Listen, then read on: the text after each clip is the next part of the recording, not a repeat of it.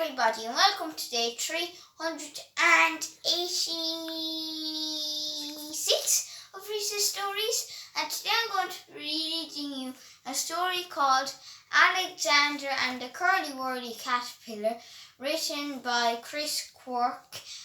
So I hope you enjoyed this story. Alexander was a funny little boy. He always tried to be good. Good at school, good at home, he tried as hard as he could. But no matter how hard he tried, trouble would always be there, following little Alexander around.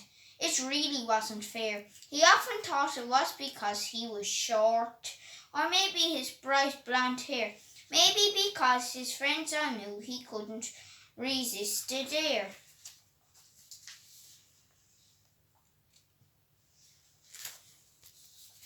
One day Alexander was in the garden playing with his bright red bouncy ball. He was given his ball when he was young, before he could even crawl. He took his ball everywhere he went, even in the bath. He had so much fun with his ball, it really made him laugh.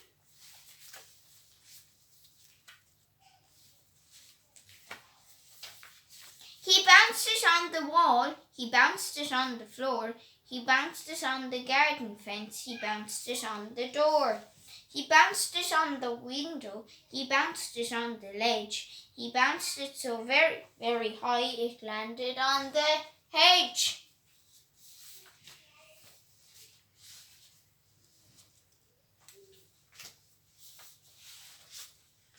The hedge was thick and scary. It was as dark as the night, with massive prickly thorns that gave him such a fright. Alexander really loved his ball. He couldn't leave it alone. He had to go and get his ball and bring it safely home.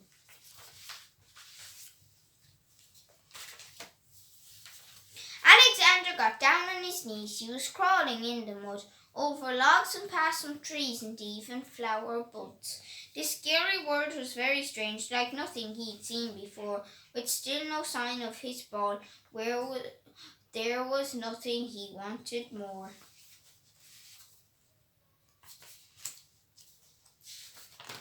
His knees were really dirty. His clothes were really torn. Alexander was starting to regret the shoes that he had worn. He felt he had crawled for hours. This bush went on and on. He wondered whether Mum and Dad would know where he had gone.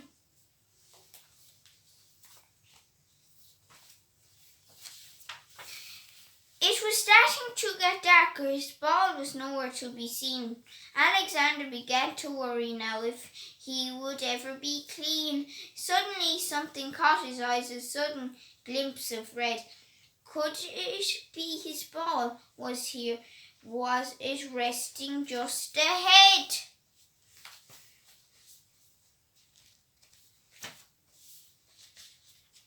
He crawled and twisted through the bush, forgetting all his fears. If he didn't find his ball, he could be here for years. As Alexander got to the source, his hopes began to lag. He had not found his precious ball. It was just a plastic bag.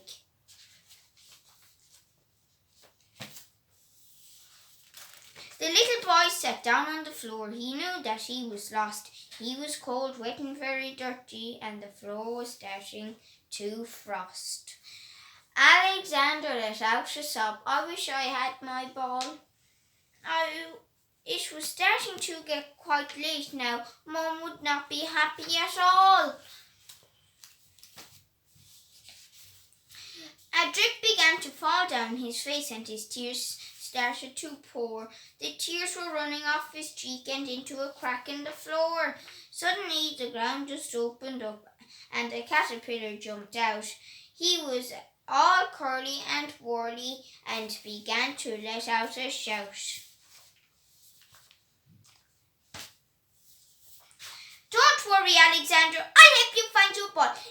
I've been watching your journey for some time and I'm not happy at all. The caterpillar was multicolored and wearing a shiny top hat.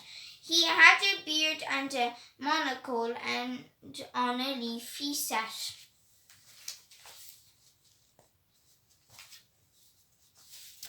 Alexander was terrified and scared. Of this he was too sure. He had never seen a talking caterpillar or one so well dressed before. "I need your help, Mr. Caterpillar," Alexander now replied. "I'm cold, wet and dirty, and I've lost my ball," he sighed.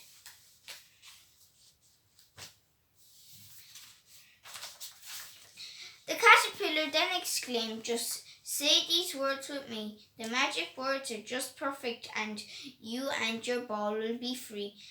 Alexambo, bubbly gosh, get me and my ball out of this bush."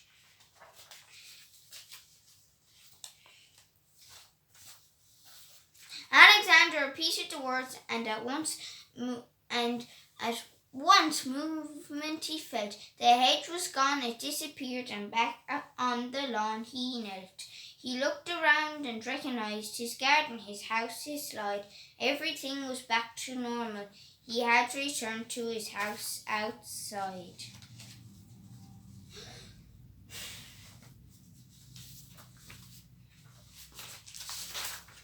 The caterpillar had done it. He was back at the house he knew. The ball was lying next to him. He thought, "Now what do I do?" The caterpillar had saved him and would be a lifetime friend. Alexander went back inside the house and never in that bush again. Alexander said hello to Mum. He noticed the look on her face, but something wasn't normal. It was different in this case. Mum was very angry. She opened her mouth and yelped. There was one thing the caterpillar hadn't done, something that he hadn't helped.